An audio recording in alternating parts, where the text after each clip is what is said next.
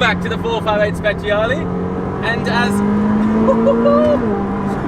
absolutely magnificent as it is to be in this car today with this weather, as you can tell by the thumbnail and the title, today is not about the Ferrari, today is about the Porsche GT3. And if you've been following this journey, it's been months in the waiting. The biggest news of it all is I never expected to get a build slot on a brand new Gen 2 911 GT3. That is just never crossed my mind. The reason being the order slots and the availability for GT3s in the UK were gold dust. They were super rare, and as a result there's been annoyances of people who are getting cars and then immediately flipping them for crazy premiums. However, I think I've sort of set the tone for how much I use these cars. The last GT3 I did 20,000 miles in 12 months, and we did gumball and we did road trips and we did track days, and that thing got used properly. In fact, I basically dailied that car. And the idea is that we're going to do a very similar thing with the Gen 2 GT3. Now today is the day we're going to go and take delivery of that car. I'm so excited that I've even matched my shoes to the colour of my car. I know that might come across as a little bit crazy and eccentric, but the sun is shining and the endorphins are flowing, and it couldn't be a better day to go and see this phenomenal car. To go and check out the new GT3. Let's hit it!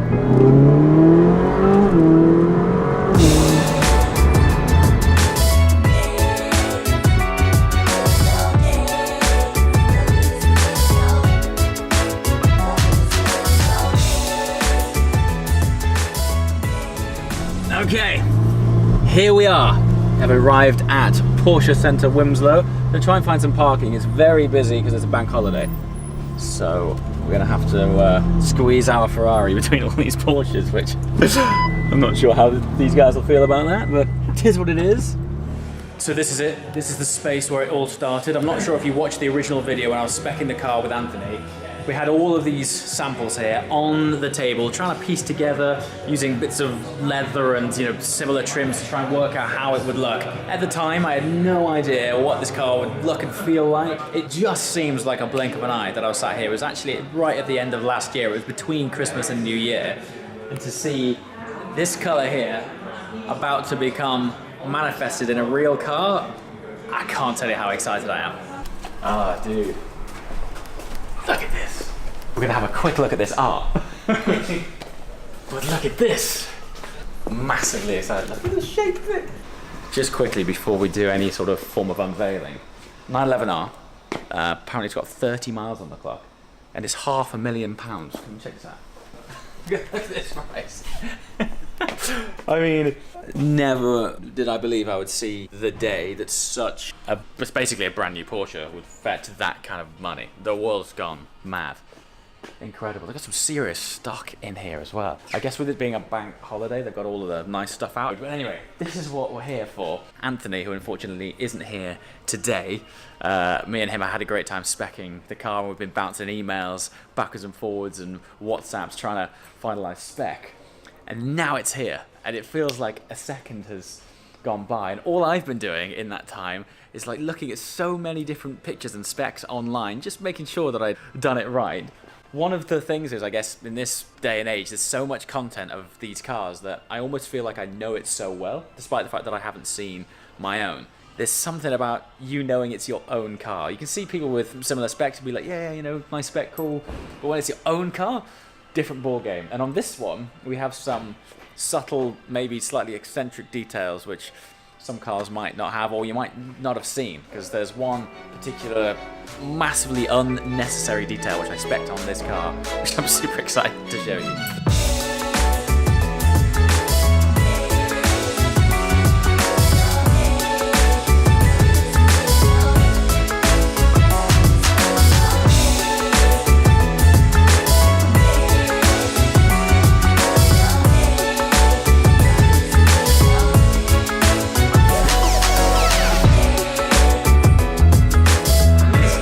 Is. Did you have no idea how many times I've been looking at pictures of this car, trying to picture how it'll look But you know, when you see it in person, you're never quite ready for the details. We're gonna walk you around and show you some of the stuff. I don't know why I'm the most excited about the most unnecessary feature. Come and check this out. This triangle here is normally just plastic. To break up the big block of Miami blue, I spec these carbon caps on the wing mirrors, and then I noticed there was an option here to have the plastic also in carbon, and it just ties it in so well. Completely unnecessary, but it's the kind of detail that I just thought, that is so cool that they thought about little details like that. It's funny because on the walk-in, I saw a Cayman outside, which is in Miami blue. Sun's shining outside. The way this paint changes, like outside it's super popping, in here it's got a totally different tone to it. It's so cool. So I know, obviously, when you first came in to spec the car originally, the choice of colours you were so unsure about. So unsure. You know, again, obviously with limited PTS that you can get in the UK as well, it was a bit sort of, what do we go for? There was a time when the thought had crossed my mind to play it down a little bit and go for maybe like GT silver or even black. But this is such a sense of occasion. Yeah, of course it is. It's amazing. Of course it is. All right, quick run around the outside, because really most of the detail's on the inside, but it's gone for this sort of contrasting black pack theme. Black wheels. I've, funnily enough, yet to see that many Miami blue cars with black wheels. The majority I've seen have been silver. Yes. I'm not sure why. I guess one thing I would say that on the configurator, you never really know how it'll feel. But I thought if we throw enough black on the outside, with carved and things, that it would all tie in. But standing here now, loving it. So black wheels, black contrasting with the carbon caps on the wing mirrors, totally unnecessary carbon triangle, massive tick. Went for the optional carbon ceramic brakes. Also, I like the way that the size of the rotors fills the wheel. Yes. They're just huge. Also, the carbons, they come with the yellow brake calipers as standard, which we'll talk about how that ties on the interior soon. And to complete the whole like black pack theme, we upgraded to the LED headlights. Yes. Now, the significance of that is, I guess the sort of backing of the lights is pure black, which has tied in everything so well. That was an option that stood out to me most on the configurator that changed the look and feel of the car. Because let's face it, like, lights basically make the sort of face, don't they? Yeah, exactly. This whole thing changed. Okay, moment of truth. It's the first time I've sat in this car. I lived with the folding buckets for 12 months in my previous GT3, and they were so good, but also practical. As I mentioned, I did 20,000 miles in my last car. There was lots of road trips involved in that. And despite the fact that there is a huge roll cage here, and it's so good to see that again. That is such a familiar picture. I love this. Not only is it safer, of course, but for me, great for mounting GoPros on. But yeah, despite this big cage, you can fold these seats forwards and you can actually fit loads of bags in there. I actually as well, potentially controversially, prefer the way that these seats fit and feel for me. I felt on longer journeys, the 918 style carbon backed buckets were very slightly more upright, and actually they were a little bit tighter too. So I guess better for track, but these offer just a slight more like fraction of slack really. So on longer journeys, it doesn't pinch so much. So perfectly happy with these. Also embossed Porsche logo right there, which is so crisp and clean. One thing you might have noticed, yellow contrast stitching. Again, wasn't entirely sure how it would turn out, but the idea is that this complements with the yellow calipers from the carbon ceramics on the outside. Last car had, I think it was silver stitching? Yes. I think it had silver stitching, which was nice, but it wasn't that fun. It sort of felt like a more traditional Porsche, right? With this, you step inside and all of a sudden it doesn't take itself too seriously, and it's like, yeah, it's sporty, it's fun. And also, something else I did differently, most people have the option to match the colour of their key with the entirety of the car. I went and matched it with the stitching and the brakes. Just because this is more of a smaller component, you know? It's like an accessory, it's a trim piece, and I just think it's quite cool to confuse people. So yeah, it's good, but actually when it's inside the car, it works well, right against the stitching here, which is sweet. So yeah, very, very cool. Once again, the GT3 I had before, I didn't have the grace and fortune of being able to spec it. I unfortunately had to pay a premium for it, and as a result you couldn't spec exactly what you wanted, and to have your own personal details, as small as all of these things might seem, just adds up to such a special thing, you know. These outlets here where the seat belts exit from, this little shape here is normally just sort of raw plastic, but yeah, it's been clad in Alcantara, and all of these things made it a bit more expensive than I might have expected, but all of these things are greater than the sum of their parts. Certainly. And when I see this car now, like, my eye just keeps catching these small details which have been enhanced just a bit. It's made it special, man. Yeah, it's made it special. Definitely.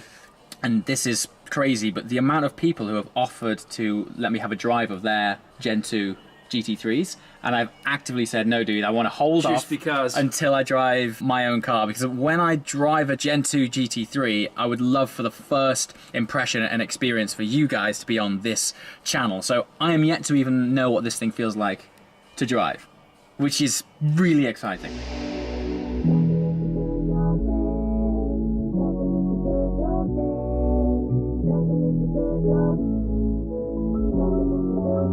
Okay, so despite the fact that I have the keys, today I'm not actually driving off in this car, which actually hurts my soul, as the way is with life right now. I'm getting on a plane tomorrow to go and test drive some new cars in Austria. More on that soon. However, the monumental occasion that is occurring, and the first time I'll drive this car, is actually going to be in the Scottish Highlands on the North Coast 500, which is a road that I have always wanted to drive. And if I thought to myself, it's like one car I can take there, I'd probably take a GT3. Well, as the case may have it, Porsche UK reached out, got in touch, said they're arranging an official Porsche road trip to Scotland in May. Would you like to come?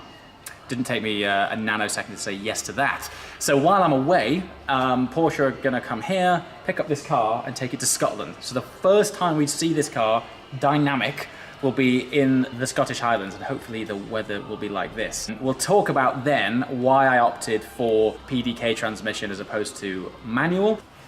Utterly blown away by it. I can't thank Porsche Wimslow enough. They've absolutely nailed this. The help here has been fantastic. We've been communicating the whole way, and to see it here now. But after Scotland, we're bringing it back because there's a special upgrade coming, which I'll share with you soon. The smile glands are on full chat today.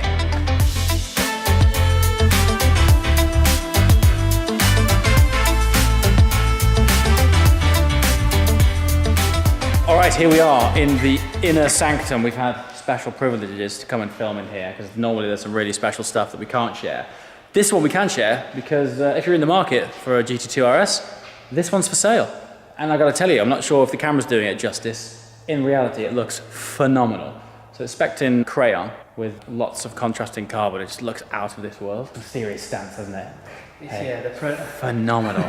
It doesn't come through in pictures, certainly, how much these vents protrude from the bodywork, but just look at it. And all of this contrasting carbon that continues over the roof into this massive ironing board of a wing. I mean, this makes the wing on my GT3 look tiny. Yes. Look at it.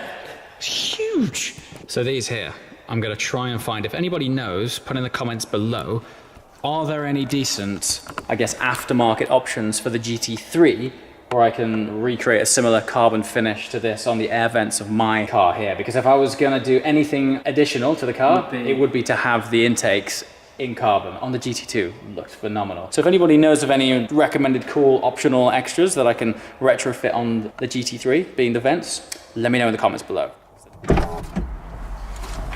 Okay. I mean, how amazing was that? It's just incredible. The weird thing is taking delivery of the car, but not actually driving away in it.